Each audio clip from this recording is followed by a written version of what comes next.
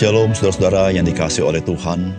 Sebagai orang percaya kita dipanggil untuk melayani Dia di zaman yang Tuhan sediakan hari ini. Saudara, dalam melayani Tuhan, kita perlu senantiasa melihat pengharapan apa yang Tuhan berikan kepada kita. Sehingga kita tetap bergiat di dalamnya dan kita tetap optimis dan kita melakukan dengan sukacita. Oleh karena itu saudara, kita perlu sekali membaca firman Tuhan, memandang Tuhan, mengenal Tuhan, dan mengenal panggilannya. Sehingga kita tetap setia, tetap melayani Dia dengan segenap hati. Salam jumpa dalam program Tuhan adalah Gembalaku. Saudara masih ingatkah saudara firman Tuhan yang tertulis di dalam surat 2 Timotius, tepatnya 2 Timotius 1 ayat 12. Demikian firman Tuhan. Itulah sebabnya aku menderita semuanya ini tetapi aku tidak malu. Karena aku tahu kepada siapa aku percaya dan aku yakin bahwa Dia berkuasa memeliharakan apa yang telah dipercayakannya kepadaku hingga pada hari Tuhan. Saudara, itulah keyakinan Rasul Paulus. Saudara, kita tahu Rasul Paulus seorang hamba Tuhan, seorang Kristen yang sungguh-sungguh bahkan dia melakukan segala perkara yang kita quote-unquote menganggap sebagai pengorbanan.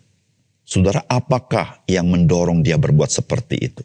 Karena dia tahu kepada siapa dia percaya, yaitu kepada Kristus. Dan dia sanggup memeliharakan apa yang dipercaya. Saudara, apa yang tertulis dalam bagian firman Tuhan itu? Itulah menjadikan kita sebagai orang percaya melayani Tuhan dengan penuh antusias dan optimis, serta sukacita, dan penuh kerelaan.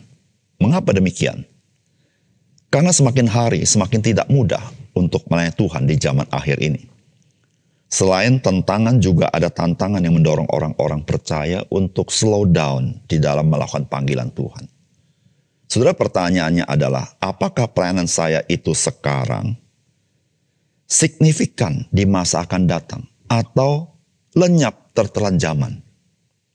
Saudara, kita selalu diingatkan akan karya Tuhan pada masa lalu yang sekarang kita nikmati, yaitu melalui pelayanan para rasul pada abad pertama dan para misionaris dan para penginjil. Namun bagaimana dengan sekarang? Saudara, kita harus berpegang kepada firman Tuhan, bukan kepada perasaan kita.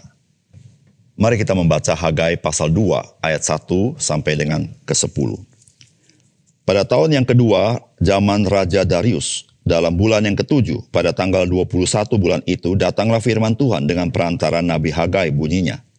Katakanlah kepada Zerubabel bin Syaltiel, Bupati Yehuda, dan kepada Yosua bin Yosadak, imam besar, dan kepada selebihnya dari bangsa itu demikian. Masih adakah di antara kamu yang telah melihat rumah ini dalam kemegahannya semula? Dan bagaimanakah kamu lihat keadaannya sekarang? Bukankah keadaannya di matamu seperti tidak ada artinya? Tetapi sekarang kuatkanlah hatimu, hai Zerubabel, demikianlah firman Tuhan. Kuatkanlah hatimu, hai Yosua bin Yosadak, imam besar. Kuatkanlah hatimu, hai segala rakyat negeri, demikianlah firman Tuhan. Bekerjalah, sebab aku ini menyertai kamu, demikianlah firman Tuhan semesta alam. Sesuai dengan janji yang telah kuikat dengan kamu pada waktu kamu keluar dari Mesir. Dan rohku tetap tinggal di tengah-tengah kamu, janganlah takut. Sebab beginilah firman Tuhan semesta alam, sedikit waktu lagi, maka aku akan menggoncangkan langit dan bumi, laut dan darat. Aku akan menggoncangkan segala bangsa, sehingga barang yang indah-indah kepunyaan segala bangsa datang mengalir. Maka aku akan memenuhi rumah ini dengan kemegahan, firman Tuhan semesta alam. Kepunyaanku lah perak, dan kepunyaanku lah emas, demikianlah firman Tuhan semesta alam. Adapun rumah ini, kemegahannya kemudian akan melebihi kemegahan yang semula, firman Tuhan semesta alam. Dan di tempat ini, aku akan memberi damai sejahtera, demikianlah firman Tuhan semesta alam. Saudara yang dikasihi oleh Tuhan, semangat untuk membangun rumah Tuhan pada masa Hagai tentu merupakan hal yang sangat penting. Sebab mereka menghadapi bukan saja tekanan dari lingkungan mereka, tapi mereka juga menghadapi tekanan dari sang penguasa. Saudara, semangat itu bisa menjadi luntur. Salah satu sebabnya adalah mereka yang pernah melihat bait suci yang dibangun oleh Salomo dengan kemegahannya yang disalut oleh emas. Dan sekarang mereka tidak mempunyai harta benda yang begitu kaya untuk membangun rumah Allah semegah Salomo. Saudara, itulah yang disampaikan Tuhan kepada bangsa Israel. Saudara, apakah pesan firman Tuhan bagi kita? Yang pertama, ingatlah bahwa Tuhan bekerja dan memakai setiap hambanya di masanya.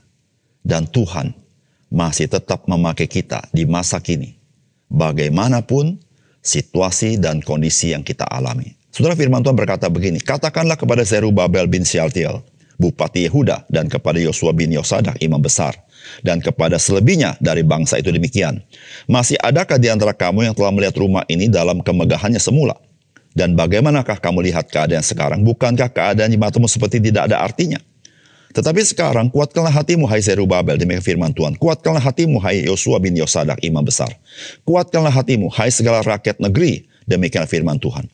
Bekerjalah, sebab aku ini menyertai kamu, demikianlah firman Tuhan semesta alam, sesuai dengan janji yang telah kuikat dengan kamu pada waktu kamu keluar dari Mesir.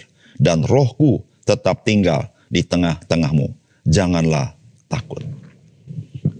Saudara, Tuhan tahu kondisi bangsa Israel yang kembali ke Yerusalem. Mereka bukanlah bangsa yang kaya dengan membawa perak dan emas. Dan sekarang mereka akan membangun rumah Tuhan. Saudara, ada sebagian dari mereka mungkin pernah melihat rumah Tuhan yang dibangun oleh Salomo yang begitu megah dengan disalut oleh emas.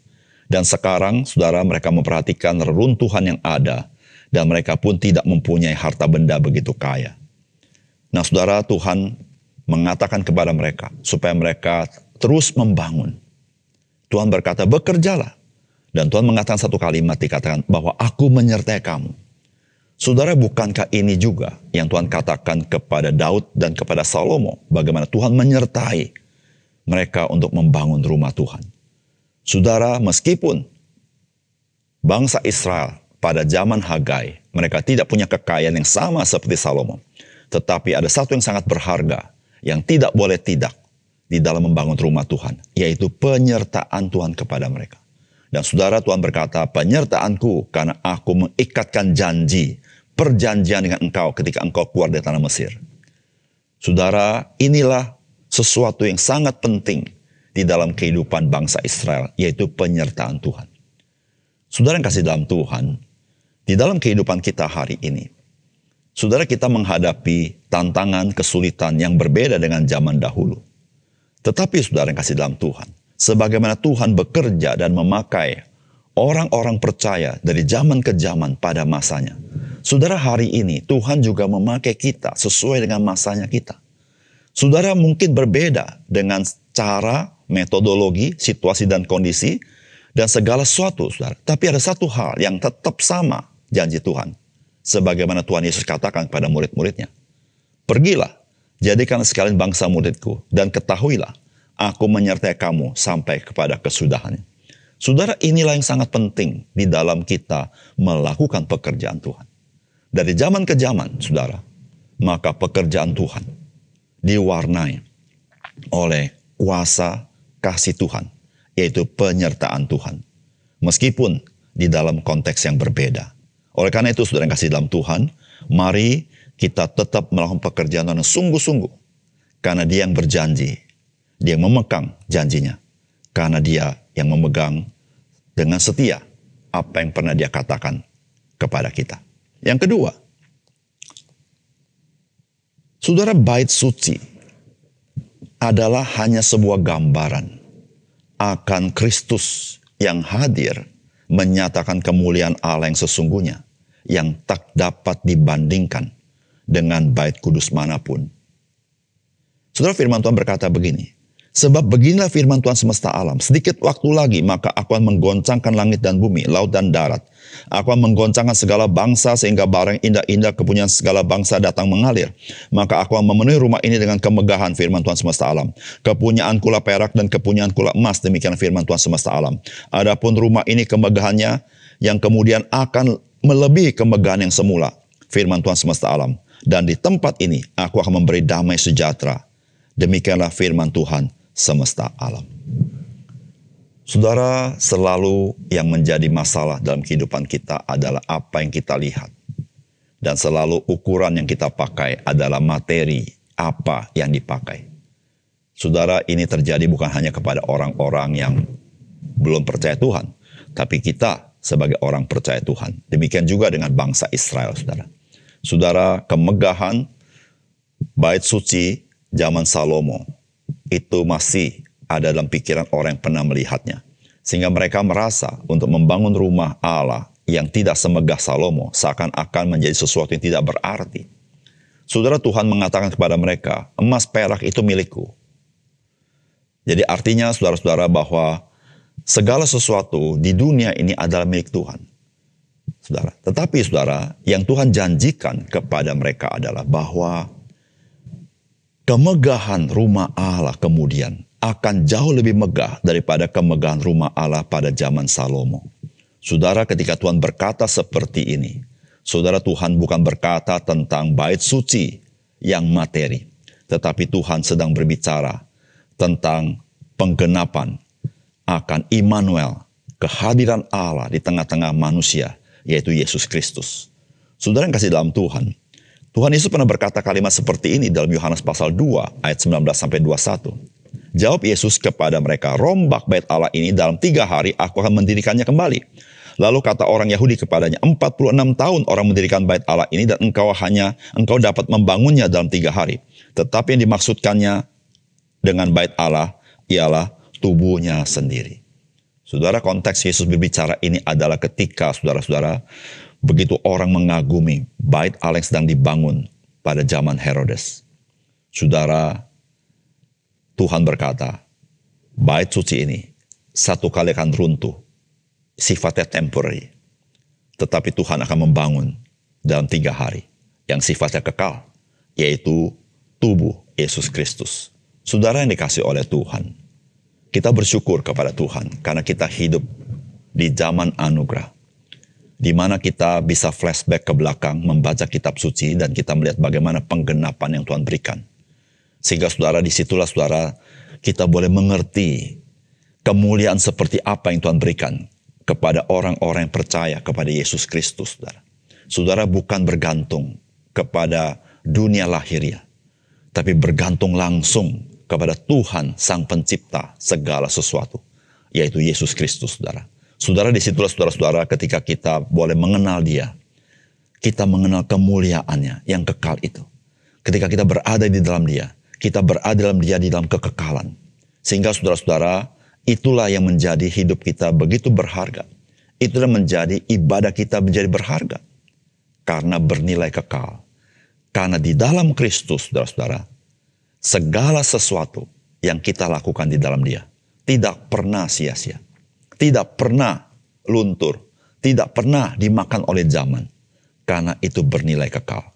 Oleh karena itu, saudara yang kasih dalam Tuhan, marilah kita bergiat di dalam Tuhan dan tetap setia di dalam Kristus.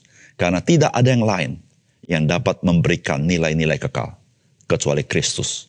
Dialah yang menggenapi apa yang digambarkan dalam perjanjian lama terkait dengan bait suci.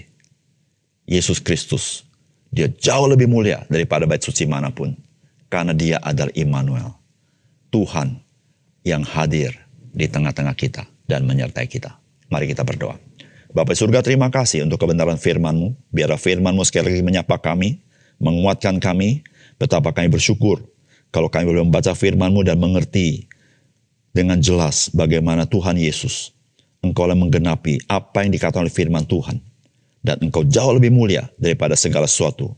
Dan ketika kami hidup di dalam Engkau, kami boleh menerima kemuliaan yang Engkau karuniakan kepada kami. Terima kasih Tuhan. Dalam nama Tuhan Yesus kami berdoa. Amin.